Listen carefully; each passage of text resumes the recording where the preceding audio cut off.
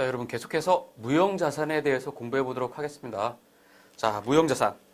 우리가 지금까지 유형자산을 배웠어요. 유형자산하고 좀 이렇게 대칭되는 개념이죠. 무형자산. 우리 유형자산은 형태가 있는 자산이에요. 한문으로 그대로 우리가 뜻을 보면. 근데 무형자산은 형태가 없는 것이죠. 물리적 실체가 없다는 것이에요. 그래서 우리가 자산의 정의를 옛날에 그렇게 했죠. 과거의 거래나 사건의 결과로서 첫 번째. 두 번째, 현재의 기업이 지배하거나 통제하고 있는 세 번째, 미래 경제적 효익의 유입 가능성, 유입 이렇게 했는데 무형자산은 기업이 통제하고 있어요. 그리고 미래 경제적 효익이 들어올 게 맞아. 근데 물리적 실체가 없어요. 물리적 실체가. 형태가 눈에 보이지 않는다는 거죠. 토지, 건물, 기계장치는 눈앞에 딱 보이죠. 내 눈앞에 보여요. 그렇지만 얘들은 물리적 실체가 없기 때문에 눈에 보이지 않아요. 그렇지만 식별 가능해. 그렇지만 분리해가지고 내가 인식할 수 있다는 거예요. 눈에 안 보여도 내가 인식할 수 있어. 눈에 안 보여도 인식할 수 있고 내가 지금 가지고 있고 미래에 나에게 현금을 유입시켜 줄 것들 그런 것들을 우리가 무형자산이라고 본다는 거예요. 무형자산. 뭐냐면요. 여러분 이렇게 생각하면 돼요. 여러분 이제 직장을 다니다가 슬픈 얘기지만 의도치 않게 이제 정리해고를 당하거나 회사를 떠나야 될 일이 생기면 우리는 회사를 떠나서 이제 퇴직금을 한 번에 받아가지고 집에 가만히 있느냐? 그렇지 않죠. 우리 모두 다 치킨집을 차리잖아요. 치킨집을 차려요. 그렇게 많은 치킨집. 모든 퇴직자들이 차리는 창업하는 아이템 중에 가장 첫 번째가 치킨집이죠. 치킨집을 차리는데 치킨집을 그냥 우리가 새로운 장소를 물색해가지고 차릴 수도 있고 기존 하던 데를 인수할 수도 있겠죠. 근데 기존 하던 곳을 인수하려고 물색을 하러 다녔어요. 그래서 한 군데 목이 좋은 곳, 영업이 아주 잘 되는 곳을 인수하기로 했어요. 그래서 가서 이제 여러 가지 얘기를 하고 이제 계약 사항들을 협의를 하죠. 그러다 보면 그 치킨집에 있는 설비들, 치킨 우리가 튀기고 그리고 테이블, 의자, 뭐 여러 가지 주방의 용품들 이런 것들 다 그대로 인수받기로 했어요. 그 가격이 얼마야? 딱 이렇게 인수받기로 했어요. 그런데 그 가격만 내면 거기서 치킨집을 할 수가 있습니까? 절대 그렇지 않죠. 돈을 몇 천만 원 더 달라고 그래. 2천만 원을 더 달라고. 3천만 원을 더 달라고. 그게 뭡니까? 바로 그게 프리미엄. 그렇죠? 우리는 무형자산을 가장 대표적으로 직관적으로 인식할 수 있는 게 프리미엄이에요. 프리미엄. 뭐냐면 좀 웃돈을 준다는 거야. 웃돈. 더 줘야 된다는 거야. 왜 더 줘야 되냐? 그 치킨집이 그동안 거기서 장사를 5년 동안 해왔어요. 그러면서 그동안 치킨집으로 쌓아온 명성이 있어. 이 집은 정말 닭을 잘 튀긴다. 맛있다. 그래가지고 손님이 많았단 말이에요. 그러면 다른 사람이 오더라도 다른 사람이 와서 그 치킨집을 인수해가지고 영업을 하더라도 최소한 어느 정도 단골 손님들은 계속해서 거기로 올 거야. 그렇죠? 그렇게 되면 그런 가치에 대해서 내가 그동안 치킨집을 운영하면서 쌓아온 명성 그리고 맛 그리고 단골 손님들 이런 거 돈으로 환산해서 달라는 거예요.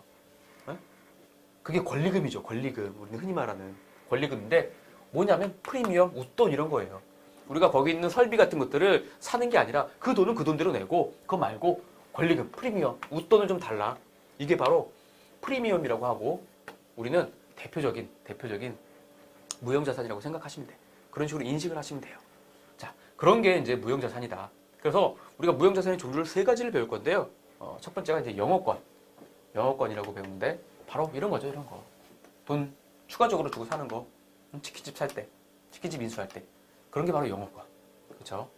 그리고 우리가 법률로서 보호받는 권리들이 있어요. 산업재산권.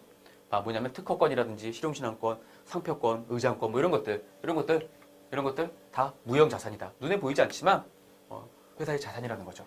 그리고 세 번째가 이제 개발비죠. 산업재산권은 우리가 이야기가 어렵지 않고요. 개발비와 영업권을 공부하는 거예요. 영업권과 개발비. 자, 이렇게 눈에 보이지 않지만 식별 가능해서 그리고 기업에 경제적 효익을 갖다 줄 거기 때문에 우리가 눈에 보이지 않아도 자산이라고 계상한다. 자산이라고 계상하는데 아무래도 눈에 보이는 토지, 건물, 기계장치 같은 것들은 눈에 보이니까 당연히 자산으로 기입을 해야 될 테고 그리고 자산이라고 말을 안 할 수가 없지. 당연히 눈에 보이니까. 근데 이런 무형자산들은 눈에 안 보이기 때문에 함부로 우리가 재무상태표에 올리기가 어려워요. 왜냐면 눈에 안 보이는데 우리 회사가 지금까지 영업을 잘해가지고 아까 그 치킨집이라고 쳐.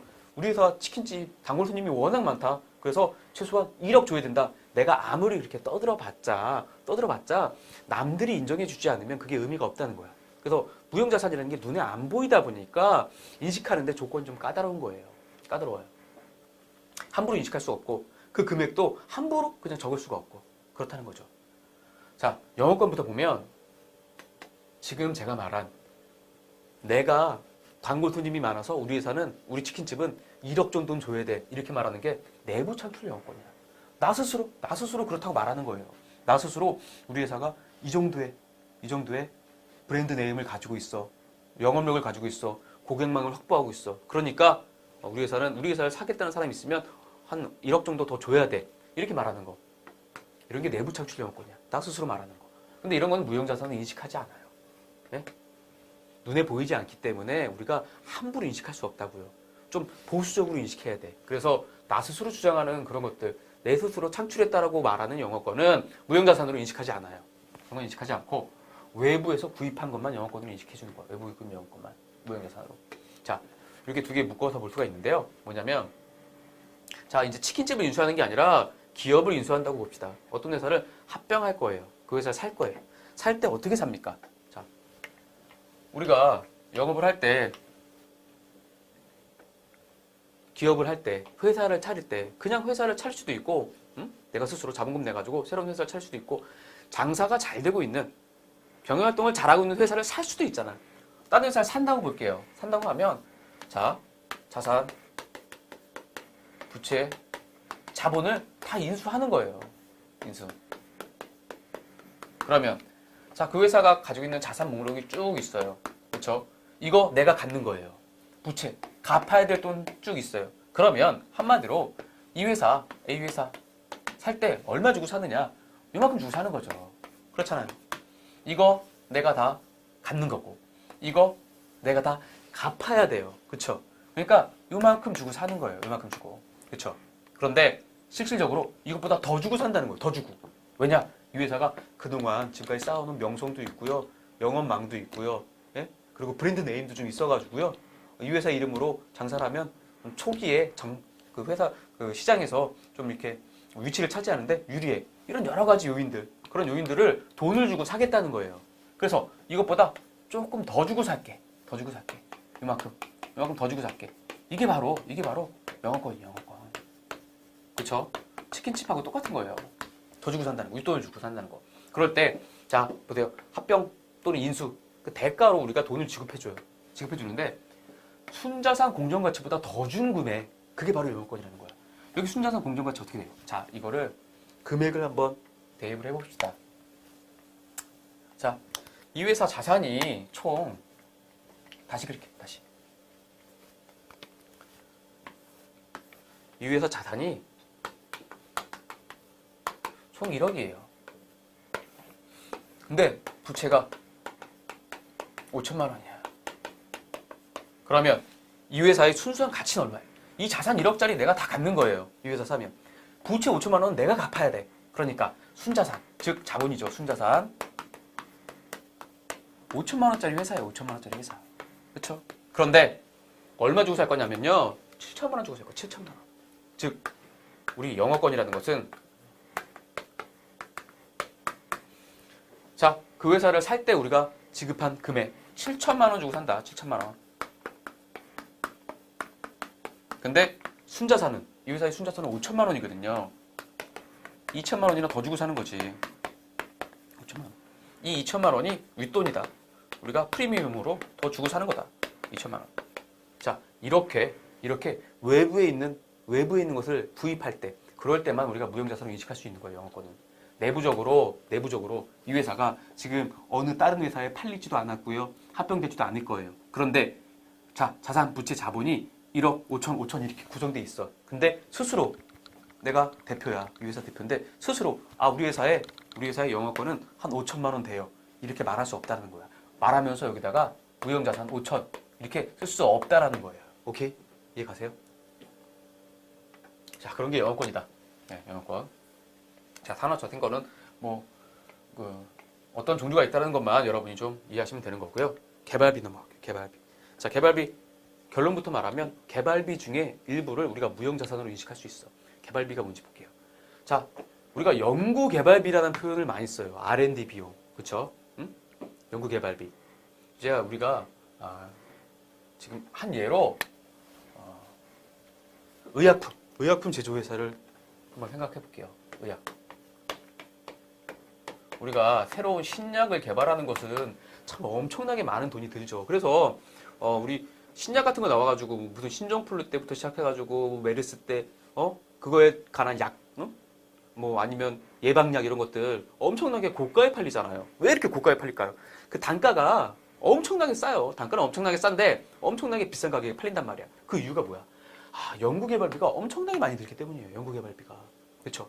그리고 그 약품을 만들기 위해서 연구개발비가 들어간 것뿐만이 아니라 다른 것들 하다가 실패한 약들도 많을 거 아니야. 그런 가격까지 다 완성된 제품에다가 들어가 있는 거죠. 그러다 보니까 가격이 엄청나게 비싼 거죠. 실제로 원가는 단가 자체는 투입되는 재료비는 엄청나게 싼데. 자, 그런 의약품 회사를 생각해 보면 돼. 의약품 제조회사. 자, 전 세계가 공포에 떠는 어떠한 불치병이 있어요. 이제 그 신약을 만들려고 하죠. 엄청나게 많은 연구비가 들 거예요. 계속해서 연구비가 들어요. 연구비가. 그러다가 어느 수준이 되면 뭔가 좀 희망이 보여요. 이 약을 이제 투입하면, 지금 만들고 있는 약을 투입하면 병이 낫거나 아니면 또 예방할 수 있는 약, 이런 약이 눈앞에 보이고 있어. 그럼 이제 개발 단계로 들어서는 거예요. 개발 단계. 그래서 임상 실험까지 마치고 이제 막 약을 찍어내기 직전이야. 그렇게 되면 이제 개발 단계로 들어서는 거라고요. 그런 단계가 상용화 단계. 연구 단계는 순수한 단계야. 아직 실질적으로 시장에 내놓기 전이에요. 내놓을 수 없는 상태야. 그냥 연구하는 거야.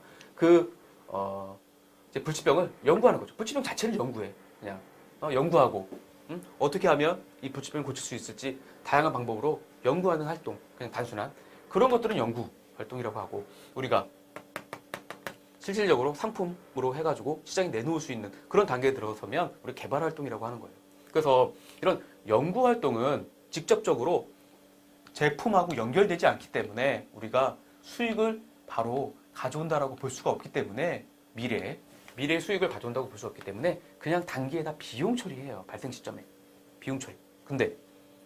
그런데 어떠한 특정 시점이 돼가지고 이것이 이제 상용화될 것이고 곧 팔릴 것이야.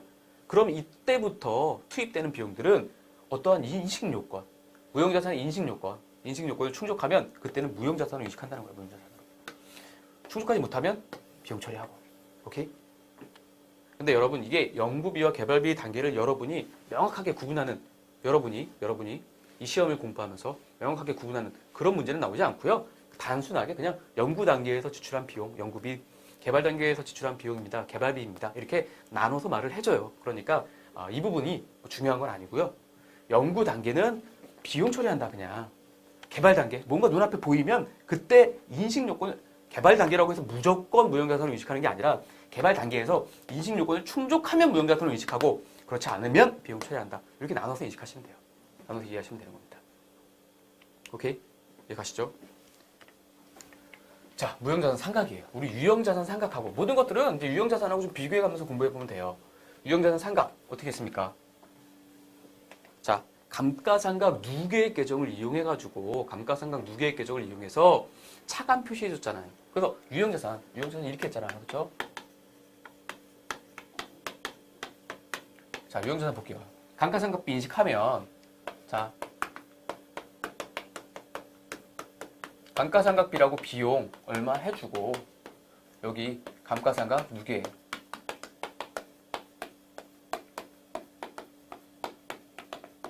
얼마 이렇게 해주고, 우리가 재무상태표에는 자, 유형자산이 있으면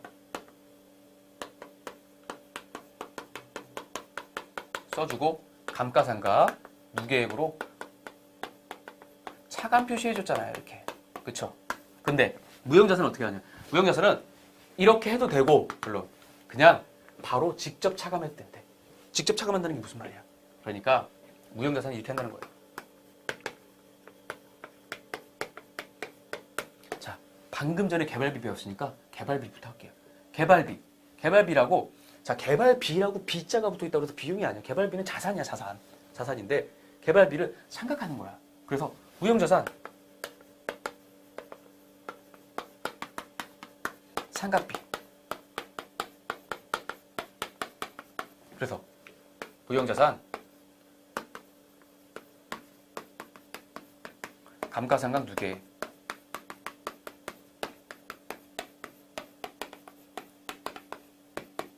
이렇게 해서 똑같이 T계정에다가 무형자산 개발비가 있죠. 개발비. 무형자산 중에 개발비 얼마였는데 누계 감가상각 누계 얼마 이렇게 차감 표시. 무형자산은 감가상각이라고 하지 않고 그냥 상각이라고 합니다. 상각. 무형자산 상각누계.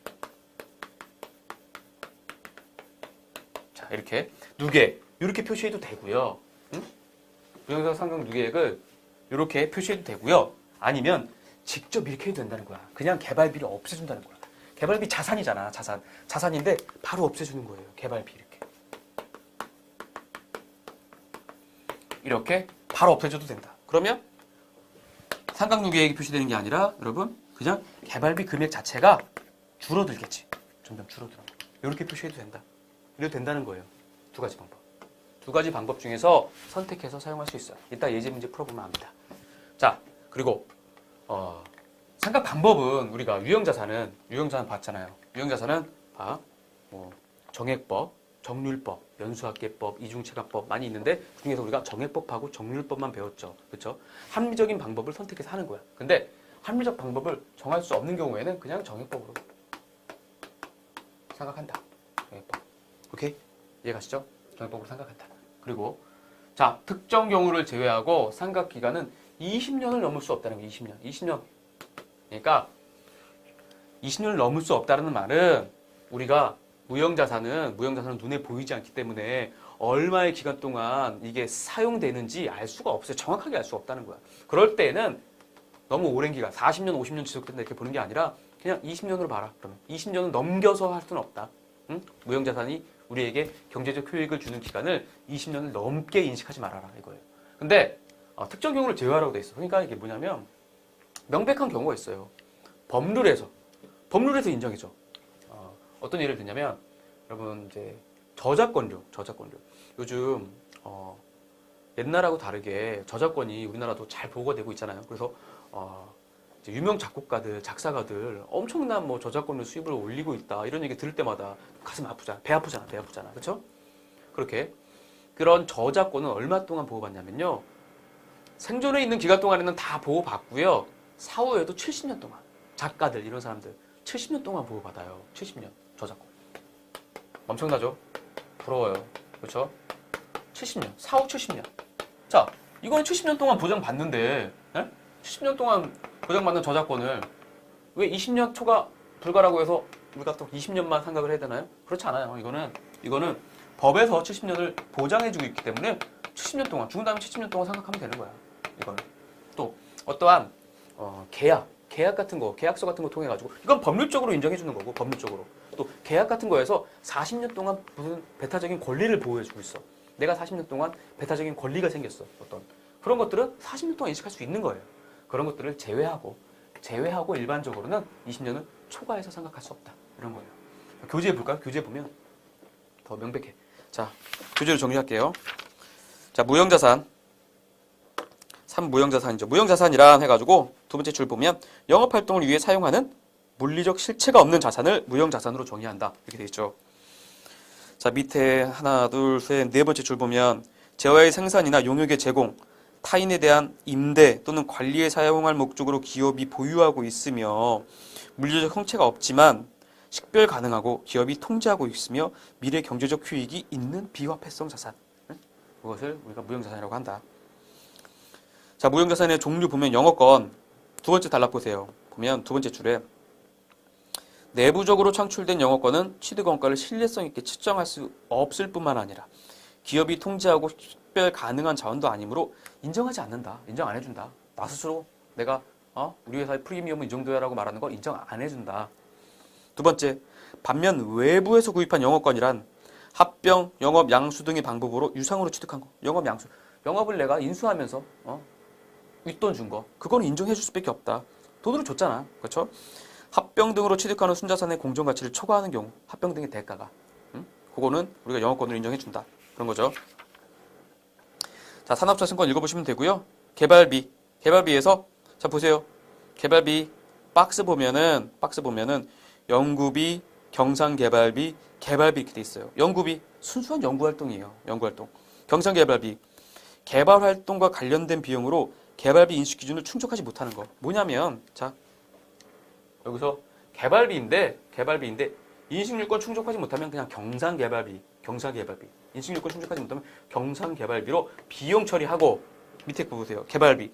개발활동과 관련된 비용으로 개발비 인식 기준을 충족하는 거. 이렇게 충족하면 무형자산으로 개발비로 인식한다.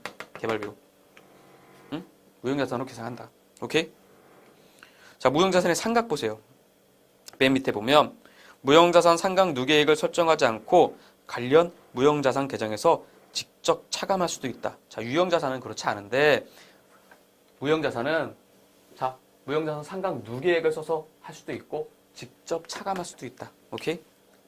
자, 일반 기업 회계 기준에서는 무형자산 상각 방법으로 합리적 방법을 선택해서 적용하도록 하고 있어. 근데 상각 방법을 정할 수 없는 경우에는 정액법을 쓴다. 이것도 문제 많이 나오니까 여러분 정액법. 이론 문제에서 많이 나와요. 정액법 쓰면 된다. 자, 밑에 보면 자, 상각 기간도 합리적으로 결정하는 거야. 근데 다만 독점적, 배타적 권리를 부여하고 있는 관계 법령. 자, 저작권료 70년 동안 인정해준다고 했어. 그럼 70년 동안 인식해라. 근데 이런 게 없고 또 계약에 의해서 정해진 경우 계약에서 40년 동안 쓸 수 있게 해줬어. 그럼 계약에 의해서 40년 동안 상각해라. 이런 게 없다면 상각 기간은 20년을 초과하지 못한다. 초과 불가. 오케이? 다 정리한 거예요. 됐죠? 거기 예제 문제 한번 풀어볼게요. 예제 문제. 자, 제조업을 영위하고 있는 3일의 신제품 개발 활동과 관련해서 X 1년 중에 300만 원의 지출이 발생했어. 개발비, 자산 인식 요건을 모두 충족해요. 자, 보세요. 연구활동 아니고 개발활동인데 개발활동이 있어서 인식 요건 충족하면 무형자산 인식하는 거야. 개발비야. 그렇죠? 개발비예요. 그리고 신제품 개발로부터 수익은 X 2년 초부터 발생한대요. 다음 연도부터. 그리고 회계 처리를 하라고 했는데 X 1년, X 2년. 개발비의 내용연수 5년이라고 그랬고요. 개발비 사용 가능한 시점은 신제품으로부터 수익이 발생한 때야. 자, 사용 가능한 시점부터 우리가 생각하는 거예요. 생각하는데 신제품으로부터 수익이 발생한 때부터 사용 가능하고 그게 위에서 보면 X 2년 초부터 수익이 발생한다고 그랬어. 그러니까 X 2년부터 생각하라는 얘기예요. 별거 없어요. 간단하죠? 그래서 X 1년에는 개발비 얼마예요? 300만 원. 개발비 자산이에요. 개발비 꼭 비용 같지. 그렇죠? 개발비 하니까 개발비 자산이라고. 300만 원 인식하는 거야. 300만 원. 인식 요건 모두 충족했다고 돼 있잖아. 아예. 그렇죠? 현금 300만 원 나갔는데 자산 인식 요건 충족해서 무형 자산으로 인식했어요. X 1년에. 그리고 언제부터 생각하느냐? 사용 가능한 시점부터 생각하는데 언제부터 사용 가능하냐면 그게 X 2년에 수익이 발생했대. 그때부터야. X 2년. 이게 몇 년 동안 생각할 거야? 몇 년 동안? 지금 5년 동안 생각한다고 돼 있나요? 5년? 5년. 그러면 300만 원 5년을 나면 1년에 60만 원씩 인식하면 되는 거예요. 근데 두 가지 방법이 있다는 거야. 인식하는데. 자, 무형자산 상각비 해서 60만 원 그리고 무형자산 상각 누계 이렇게 해도 되고 이렇게 해서 60만 원 이렇게 해도 되고요. 직접 차감해도 된다는 직접 무형자산 상각비 60만 원 쓰고요. 그냥 바로 개발비를 60만 원 이렇게 차감해줘도 된다고요. 두 가지 방식 다 가능하다. 오케이? 이런 거예요. 자, 비유동 자산의 마지막 기타 비유동 자산 한번 볼게요. 간단해요. 자, 첫 번째. 지금 우리 비유동 자산하고 있어요. 비유동 자산. 1년 이내에 현금화되지 않는, 1년 이내 유동성이 도래하지 않는 비유동 자산을 하고 있고요. 그 중에서 투자자산, 유형자산, 무형자산 중요한 것들 다 배웠고 나머지 것들 뭐가 있냐? 자, 임차보증금. 임차보증금 뭐하고 반대되는 말인가요? 임대보증금하고 반대되는 거지. 임대보증금. 그렇죠? 임차보증금 뭐예요? 건물에 내가 세를 들어 살고 있어요. 건물을 빌려서 쓰고 있는 거죠. 내가 기업을 영위하고 있는데 기업 경영활동을 하고 있는데 내 건물이 없어서 다른 사람 건물에서 살고 있는 거죠. 그럴 때 어떻게 내요? 임차보증금, 보증금 얼마 툭 내고 나머지 월세로 내고. 임차보증금 이게 뭐냐면 세입자 입장이죠. 세입자 입장. 이 돈 건물주한테 주는 돈입니까? 그냥? 아니죠. 나중에 하다가 다른 데로 옮기거나 아니면 기업이 문을 닫거나 이러면 이 돈 돌려받을 돈이잖아요. 돌려받을 돈. 돌려받을 돈인데 기업 경영활동이라는 게 1, 2년 하고 마는 게 아니잖아. 오랜 기간 동안 경영활동을 계속 할 거라는 걸 우리는 가정하고 있잖아. 그렇기 때문에 장기적으로 돌려받을 돈. 그래서 비유동 자산이에요. 기타 비유동 자산. 세입자가 임차인이 돌려받을 돈. 임차보증금. 반대 임대보증금이죠. 임대보증금. 이거 부채죠. 부채. 그렇죠? 왜냐? 언제든지 임차인이 나가면 돌려줘야 되니까. 그렇죠? 비유동 부채가 되겠죠. 이거는 그러면 비유동 부채. 당연히 뒤에 이제 우리가 자산 파트를 배우고 있어서 그렇지 부채 파트를 배울 때 나오겠죠. 비유동 부채 반대되는 개념이죠. 이원법인세 자산이라는 거는 여러분 그냥 제목만 알아두시면 돼요.